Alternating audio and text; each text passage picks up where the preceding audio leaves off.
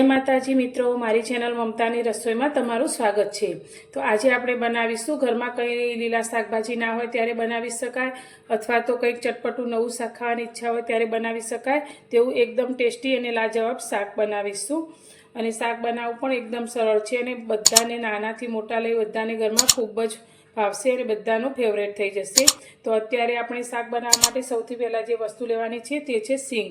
तो अत्यारे मैं मोड़ी जे काची सींग आवे ते सींग लई अने तेने सारी रीते शेकी अने तेना पोतरा काढी लीधा छे। तो अत्यारे एक वाटकी जेटली आपणे शेकेली मोड़ी सींग लीधी छे। तो आ रेसिपीमां आपणे मोड़ी सींगनो उपयोग करवानो छे। जे खारी सींग आवे छे मीठावाળી तेनो उपयोग बिलकुल नथी करवानो।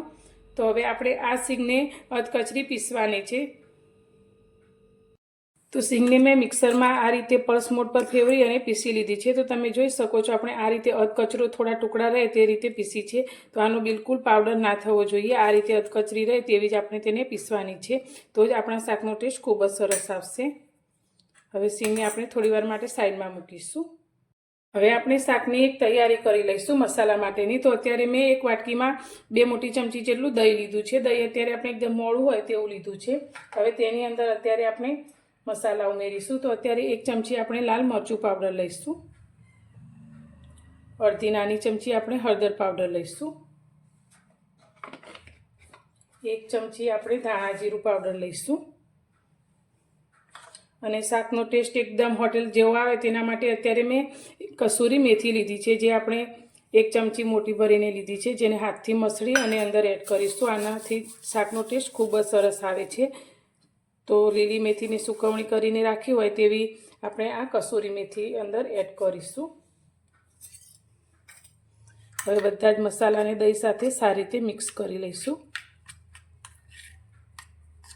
तो आ रीते दही साथे मसाला मिक्स करवाथी मसाला आपणे एकदम सरस रीते दहीमां भળી अने फूली जशे।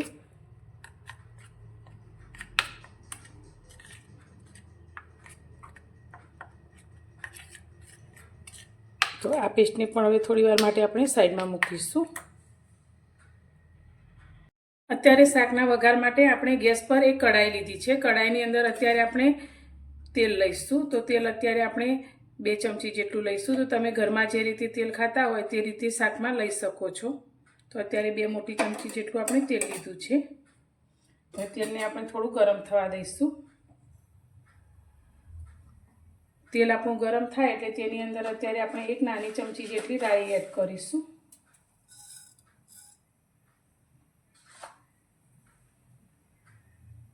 રાઈ ફૂટે એટલે સાથે આપણે જીરું 1 નાની ચમચી જેટલું એડ કરી દઈશું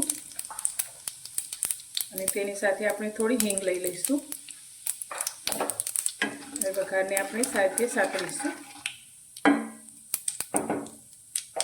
अत्यारे मैं आदू मरचा और लसण आ रीते वाटीने 1 मोटी चमची जेटला लीधा छे ते अंदर लई लईशुं।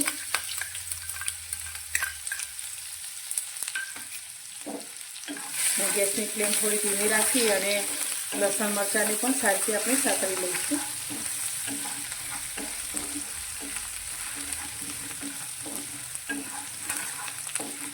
तो लसण आपणुं गोल्डन रंगनुं थई गयुं छे। तो हवे अत्यारे मैं 2 मीडियम साइजनी डूंगळीने आ रीते झीणी करी लीधी छे, मिक्सरमां पीसीने ते अंदर लई लईशुं। तमे झीणी झीणी समारीने पण लई शको छो। तो अत्यारे मैं तेनी प्यूरी तैयार करी छे।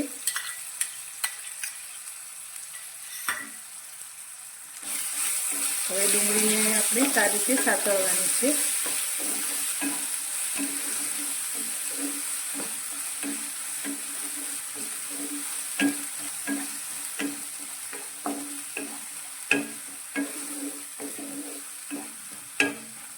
धीमा गैसनी फ्लेम पर આપણે 2 મિનિટ માટે ડુંગળીને સારી રીતે સાતળીશું।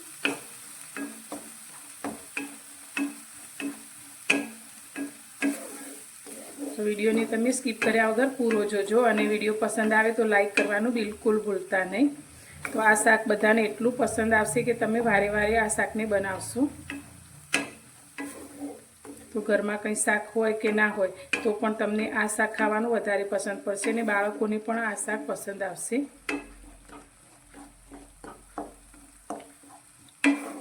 तो डूंगળી પણ આપણી એકદમ સરસ રીતે સંતળાઈ ગઈ છે।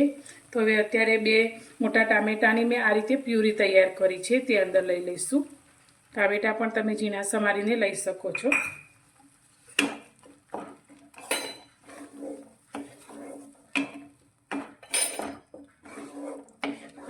હવે ટામેટાં પણ આપણે એકદમ સરસ રીતે કૂક થઈ જાય તેના માટે અત્યારે આપણે શાકના ભાગનું મીઠું એડ કરીશું. તો અત્યારે 1 ચમચી જેટલું આપણે મીઠું લઈશું.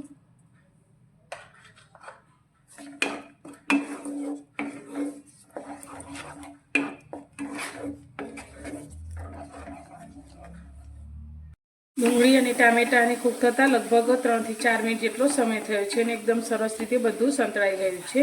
તો હવે આપણે જે દહીં સાથે મસાલા પેસ્ટ તૈયાર કરી છે તે અંદર ઉમેરીશું. તો ગેસની ફ્લેમ અત્યારે આપણે એકદમ સ્લો કરી દઈશું અને મસાલા પેસ્ટ આપણે અંદર ઉમેરી લઈશું.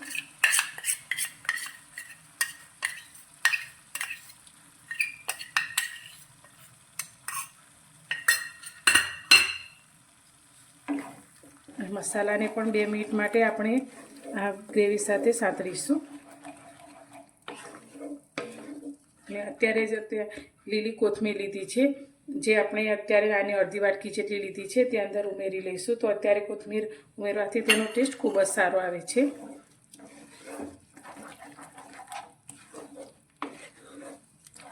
બે મિનિટ પછી જોઈએ તો આપણા મસાલા પણ એકદમ સરસ રીતે સંતળાઈ ગયા છે અને એકદમ સરસ એવી સુગંધ પણ આવવા લાગી છે. તો હવે આની અંદર આપણે રસો કરવા માટે પાણી એડ કરવાનું છે. તો પાણી અત્યારે આપણે ગરમ કરેલું લેવાનું છે.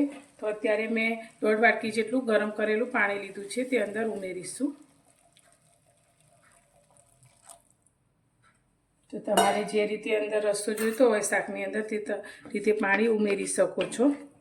હવે બધું જ સારી રીતે મિક્સ કરી લઈશું અને આ સ્ટેજ ઉપર તમારે આ ગ્રેવીને ચાખી લેવાની. જો તમને મીઠું કે કંઈ ઓછું લાગતું હોય તો તમે અત્યારે ઉમેરી શકો છો.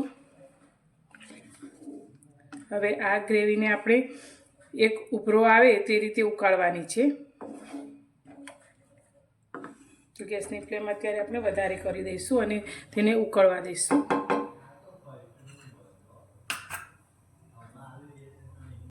તો તમે જોઈ શકો છો આપણી ગ્રેવી આ રીતે ઉકળવા લાગી છે.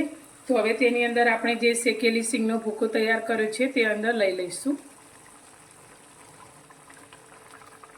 તો આપણે 1 વાટકી સિંગનો ભૂકો તૈયાર કર્યો છે તે અંદર એડ કરી દઈશું અને સારી રીતે મિક્સ કરીશું. જેમ જેમ આ શાક ઠંડુ થશે તેમ વધારે ઘટ થશે, એટલે આ શાકને આપણે પાણી તે રીતે અંદર ઉમેરવાનું રહેશે.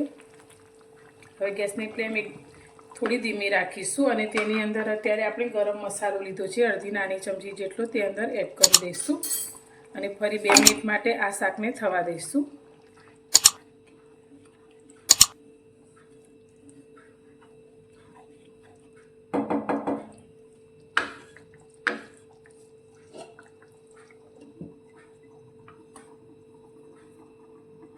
તો 2 મિનિટ પછી હવે આપણે શાકને જોઈ લઈશું. તો તમે જોઈ શકો છો એકદમ સરસ એવું લચકા પડતું આપણું શાક બનીને તૈયાર થયું છે. તો આ શાકને તમે રોટલી, ભાખરી, પરાઠા કે ભાત સાથે ખાઈ શકો છો. તો તમે ક્યારે આ રીતે શાક ના બનાવ્યું હોય તો એકવાર જરૂરથી ટ્રાય કરજો. તો ઘરમાં બધાનું મનપસંદ થઈ જશે અને કંઈક નવું ખાવાનું મન થાય ત્યારે તમે આ શાકને બનાવી શકો છો. તો હોટલના શાકને પણ ભૂલાવી દે તેવું એકદમ ટેસ્ટી આપણું આ શાક બનીને તૈયાર છે. તો તમને આજની મારી આ રેસીપી કેવી લાગી? જો પસંદ આવી હોય તો વિડીયોને લાઇક, શેર અને ચેનલ પર નવા છો તો સબસ્ક્રાઈબ કરવાનું બિલકુલ ભૂલતા નહીં. તો ફરી મળીશું એક નવી જ રેસીપી સાથે નવા વિડીયોમાં.